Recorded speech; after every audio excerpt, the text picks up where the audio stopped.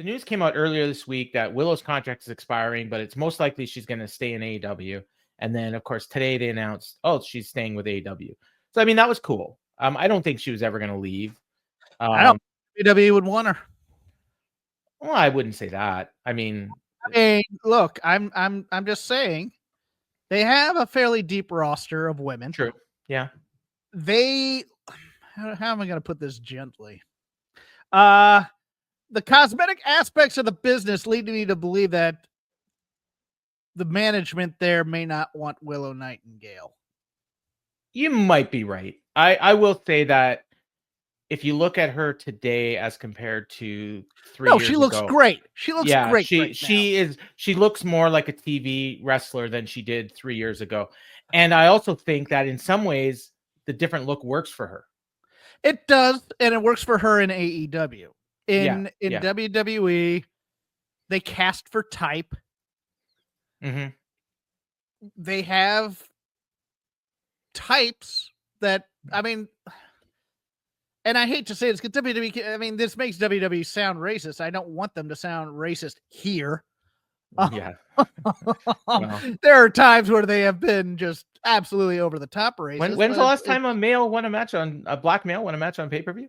Yeah, that's true. Yeah. That's just it's one of those things where it's just like, oh no, not Nia Jax. I would say, you have Jada Parker, you have Lash Legend, you have Kalani Jordan. Honestly, you know who you have that is, I mean, it's funny because quite a bit. Well, no, I've seen this because I watched Level Up. And the person, like when I saw her, she reminded me so much of Willow, was Tyra May Steele. Okay. The former Olympian.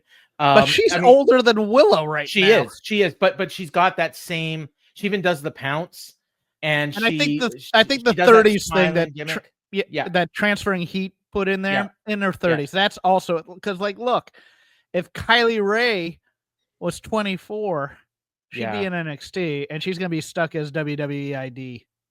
Oh, yeah. She's on Evolve every week, and man, this is her ceiling. She looks every bit of whatever age she is on that show, and it's not that she looks old, it's that everyone else is so young. It's everybody else is so young. Yeah. She's a mom, which puts some stress on you. And they also play up the fact that she's a mother.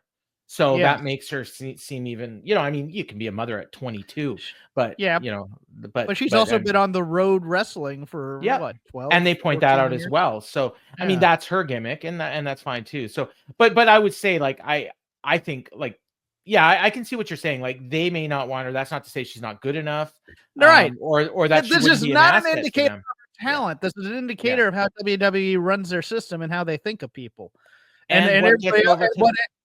But also what everybody else would say here is, well, they should poach her to keep her away from AEW. It's like, even if then people would get mad at her.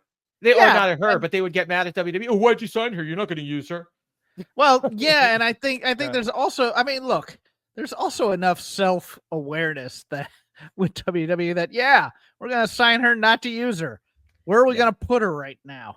We don't. Where she would want to sign. Yeah, we don't bench people. So good for her. I mean, I assume she got a great deal. She's part of this main event storyline.